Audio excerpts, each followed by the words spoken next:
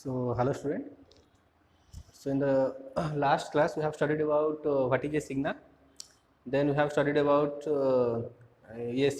single valued or a one dimensional or multidimensional signal. Then we have discussed about why processing is needed, because in order to get them in more desirable form. For example, if I have to remove the surrounding noise from the voice which I want to deliver to you, then I obviously need some noise filter. So that noise filter will remove the noise and only amplify the only pass the uh, voice signal which I am delivering now. Then there are many other processing activity like multiplexing, demultiplexing, then amplification, like that.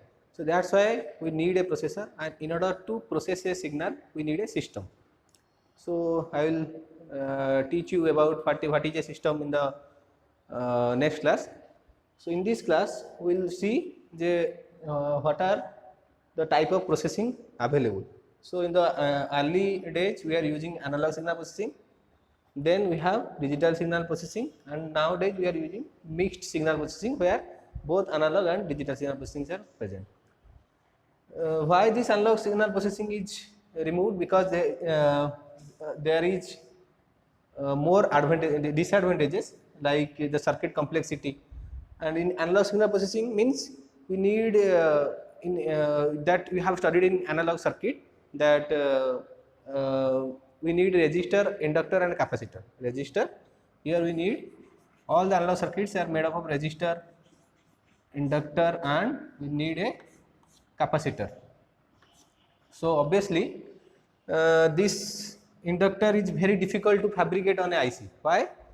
Because inductor, the flow of current depends on the rate of change of flux, and the flux will be strong only when the number of turns will be high, because we know in flux is direct proportional to number of turns in the coil. So if you increase the number of turns, then the size of the component will be increasing. Size of the component will increase. So that's why it is very difficult to fabricate on a integrated circuit. And this inductor is more bulky in nature. So in analog signal processing, we need circuit component like inductor, capacitor, resistor, and transistors, like that. So these, but because of the difficulty in fabrication of this inductor, because this is a very big size, so it is very difficult, and the device size will be larger, and the cost obviously will be more. So that's why we are coming to digital signal processing, where we only want the circuit like adder, multiplier, delay. So in digital signal processing, we will see that these three components we mostly use: adder, a multiplier and a delay. So this is very easy to fabricate on a single IC. There are many more advantages in digital signal processing. Now I will discuss one by one. That's why we go for digital signal processing, and also there is few disadvantages in case of digital processing too. So nowadays in practice we are doing both analog and signal processing, but predominantly here also digital components will lead the digital components dominance in your integrated circuit. So let us now discuss about what are the advantages of digital signal processing, why we are going to study about this digital signal processing, and then we will see few disadvantages of digital signal processing. There are actually many advantages of digital signal processing, but I will teach you the few and very important application of advantages of this digital signal processing components.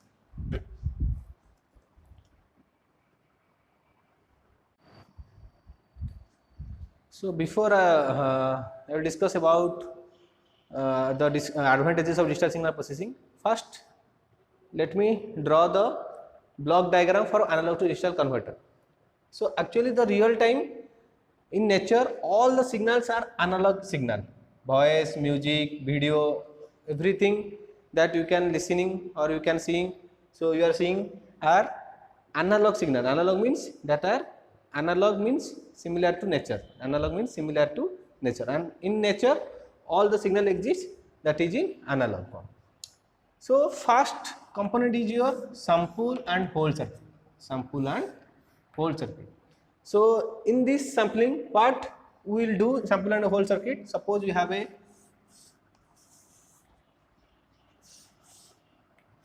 signal like this. So this is a continuous time and continuous in amplitude. We can see here the time axis as well as amplitude, both are continuous. We will study about this. Here at each instant of time, for example, this is a graph of sine t with respect to time t. So at each instant of time, you are getting some value of amplitude. You are getting some values of amplitude.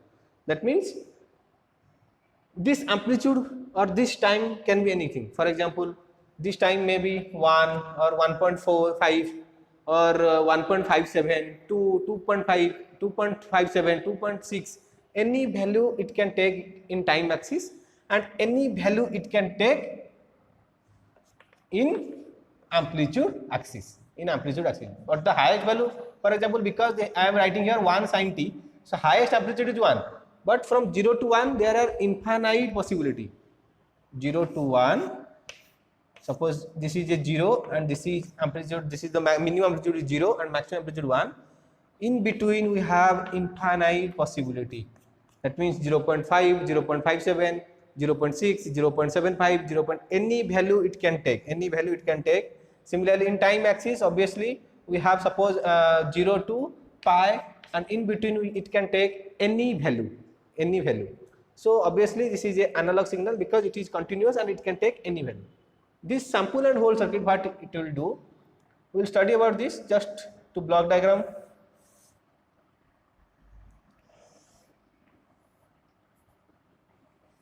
What is the output waveform of this circuit? Like this, sample, first it sample at a particular instant, then it hold, then again sampling, then it is holding, and then again sampling, then it is holding, again sampling, then it is holding, sampling, then it is holding.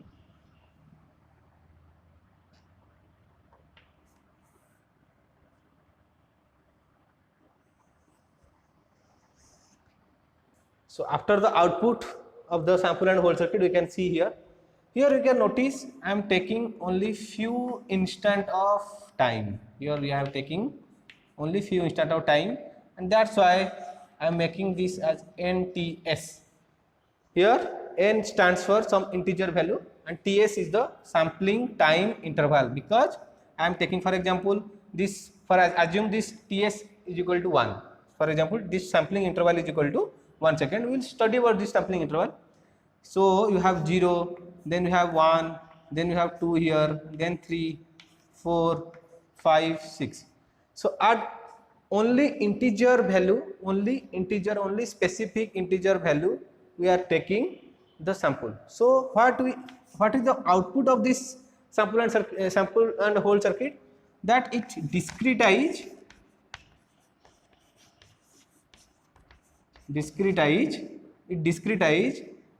the time axis. So what is this discretize means? Because we have only fixed level of time. Here you can see here. Here after 1 we can take 1.5, 1.6, 1.7, then we have 2, then 2.5, 2.7, 2. Any value it can take. But here I have assumed this TS sampling interval is 1 second, and this N value is only integer. That is that it can take 1, 2, 3, 4, 5, 6 like that. So after 1 and 2 there is nothing. In between 1 and 2 there is nothing. So sample means only at particular instant of time we are taking the amplitude. But here you can see still the amplitude is continuous. Amplitude value can be anything. That this height can be 0.7, suppose 0.6. This height can be 0.75.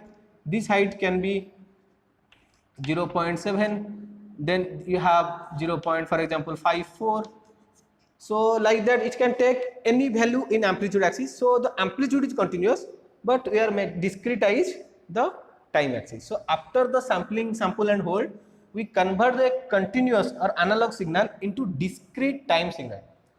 So in nature, for example, I want to measure the temperature of this room.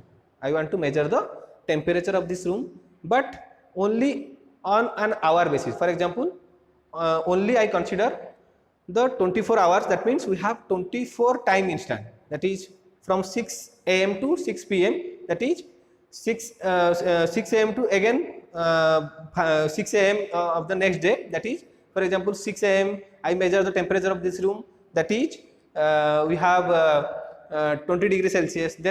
Then directly I measure the temperature of this room at 7 a.m. At that time the temperature is 21.5. Then at measure the temperature of this room at 8 a.m. At that time the temperature is 25. So like that we can see the temperature can be any value, but the time I am considering only fixed interval, that is only some fixed value, that is only on hour basis. For example, here obviously in a day we have 24 hours. So I am measuring the temperature of this room only on those 24 value, only for those 24 value. Hence we discretize the time. We are not measuring temperature at each and every instant of time. If at all I measure the temperature of this room at each and every instant of time, then also the time is continuous. But when I measure the temperature, suppose I measure the temperature only at 6 a.m., then 7 a.m., then 8 a.m. But the value of temperature which we measure, that can be anything. That's why the temperature is continuous, but the time is discontinuous. The time is discontinuous or discretized. The time is discretized, where we are taking only some fixed interval of time. That is a perfect example for this. So you want to measure the temperature, but at some specific interval of time. So that is your discretized or discrete time axis, and that's what the output of a sample and hold circuit. It only discretize the time axis, but the amplitude is still continuous.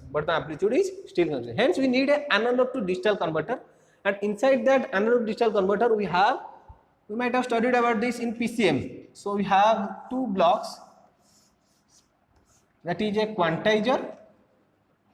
Inside this we have a quantizer and we have an encoder. Because ultimately we need a quantizer, means quantizer, what this quantizer do? Quantizer will discretize the amplitude. It quantized the amplitude because the amplitude is still continuous after the sample and hold circuit. So in this analog to digital converter, first we quantize the amplitude, then we encode. Means we are converting into 0 and 1, that is your binary. Finally we give it to a digital processor. For example, your computer is a digital processor, so there are many more digital processor available. So finally why this digital processor, that we will see. Why we will choose this digital processor, what are the advantages of digital processor, that we will see. Again after that we need a digital to analog converter, again in order to get back our original analog signal. So we need a digital to analog converter, and that digital to analog converter produces this staircase type output. And after this, passing through a low pass filter, analog low pass filter, we will get the final analog output. So obviously one thing we can notice here, because the real time signals are analog signal, hence we need more circuit component. Here in case of digital signal processor, obviously the circuit complexity increases. But that is the only disadvantages in case of your digital signal processor. There are also a few disadvantages, I will discuss that. But the major disadvantage is the circuit complexity increases. We need more number of circuit, like sample and hold circuit, analog to digital converter. Inside that we have a quantizer and encoder, like that. But if at all we have an analog signal processor, instead of sampling and again these two block diagram will be removed out, we can directly apply this signal to your analog signal processor. So this is the block diagram for analog to digital converter. This is the block diagram for analog to digital converter as well as your basic signal processor. Block diagram. The block diagram for a basic signal processing, digital signal processing. So that's how first of all we receive a, for example, a voice signal or sound signal which I am recording here, and then we need a sample and hold circuit. Thereafter we have an analog digital converter, and inside that analog digital converter we have quantizer and encoder, and finally that digital signal, here digital signal means 0, 1, 0, these types of information which is represented in the terms of bits, that we are applying to your digital signal processor. And that digital after the processing of this after processing this information or this digital data, we again give this to a digital to analog. D2A means digital to analog converter, and at the after this output will be applied to your analog to analog low pass filter, and again we will get the analog output. Finally we want the signal in the better observable form, that's why we are doing like this. So let us now discuss what are the advantages of digital signal processing circuit. What are the advantages of digital signal processing circuits?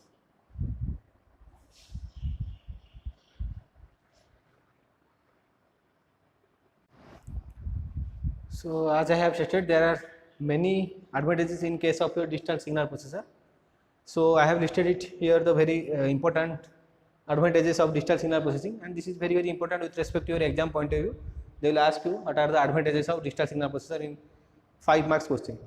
So the first advantages we can see here, I have written less sensitive to component tolerance and environmental changes. Less sensitive to component tolerance and environmental changes. What does it mean? It means if the, for example, if temperature changes, then what will happen in case of your analog signal processor?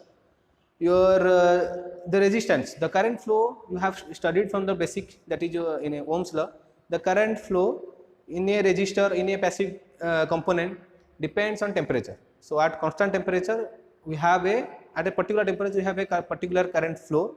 When the temperature changes, the current flow also changes in a passive component, that is your resistor, inductor and capacitor.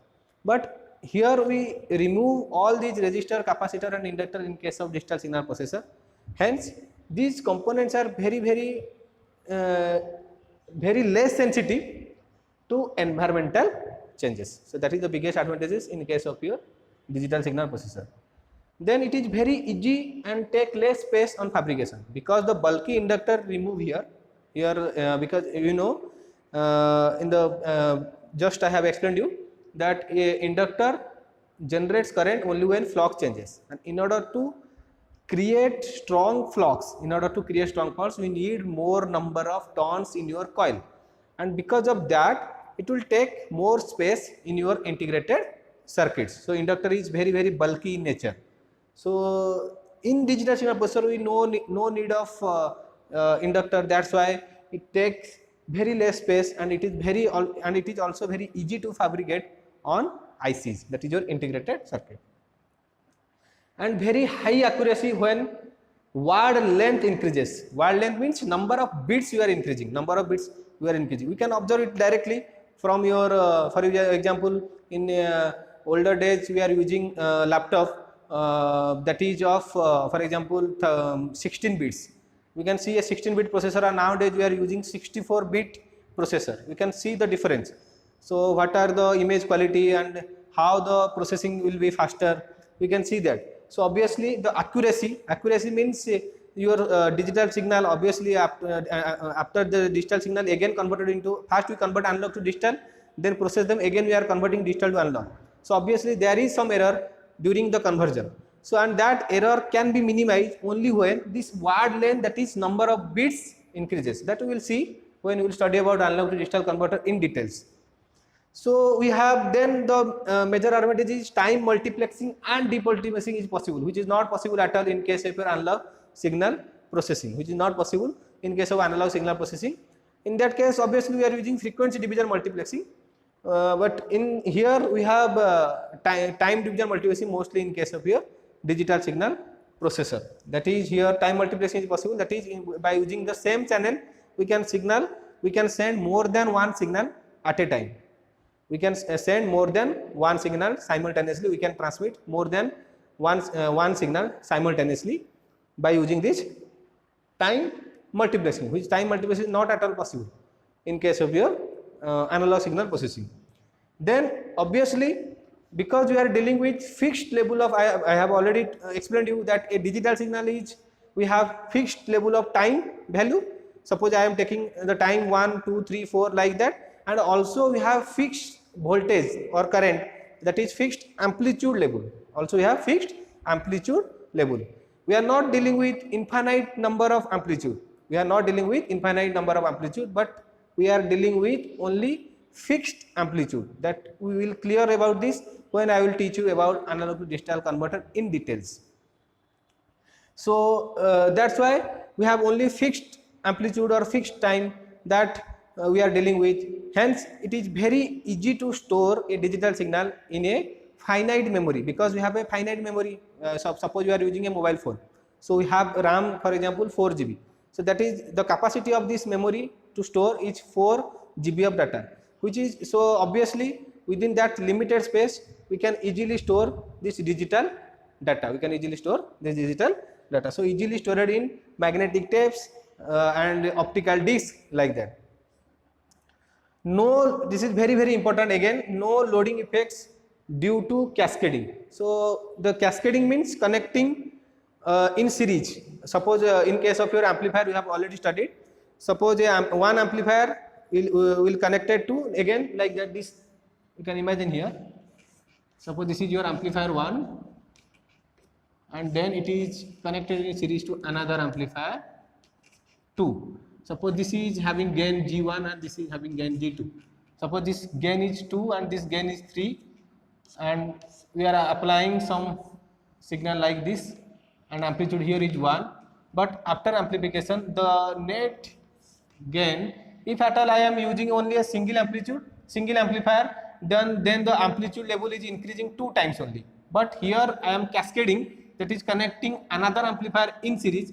That's why the net gain, the net gain at this output will be multiplication of these two, that is 2 into 3, that is 6 times. So obviously the amplitude will be increasing 6 times.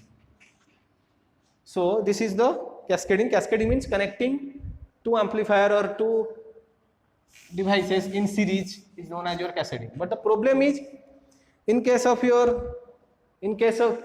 cascading, loading effects occur. That is, suppose one amplifier having some output resistance at one amplifier, and then obviously and the second amplifier some input resistance. If there is the resistance mismatches, obviously maximum power will not be transferred. We have studied about this in maximum power transfer theorem. That is, the power will be transferred maximum only when the two resistance, that is your RS must be equal to RL. So in this case, the output resistance of first amplifier must be equal to the input resistance of second amplifier. Otherwise what will happen, if there is a impedance mismatch, then the maximum power will not be delivered to your second amplifier, and then obviously power is not delivering, that means distortion occurs and faithful amplification will not possible. So this loading effect is not at all there in case of your digital signal processing. Then next, and this is obviously the advanced processing, that is your multi-rate processing is possible in case of your digital signal processing. So that are the few advantages of digital signal processing. Then we will see what is the disadvantages of digital signal processing.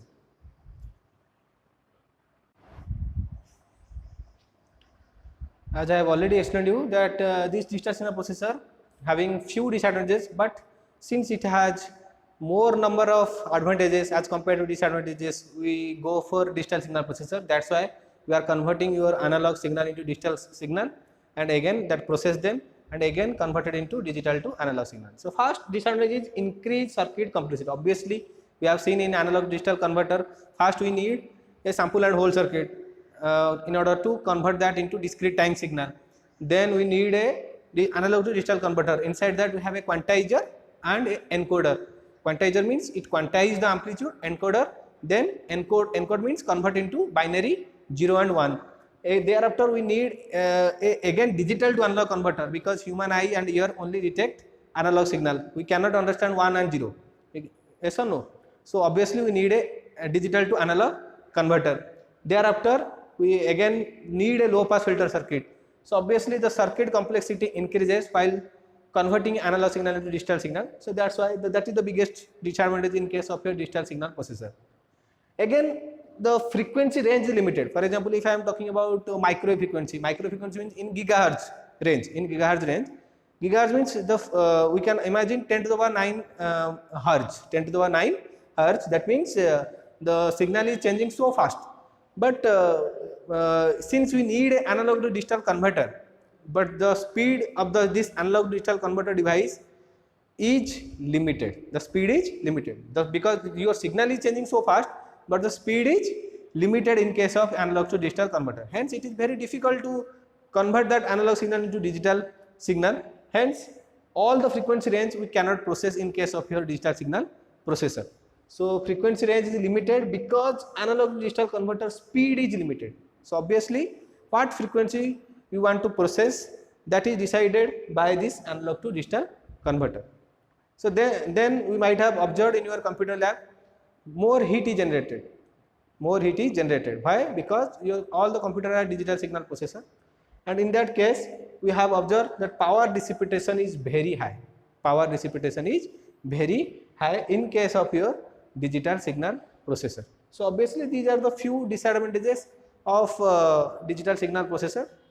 So in the next class I will teach you how to convert an analog signal to digital signal. In that we will discuss about sampling theorem, quantization, encoding, and again few digital to analog converter, that how you get back our analog signal again.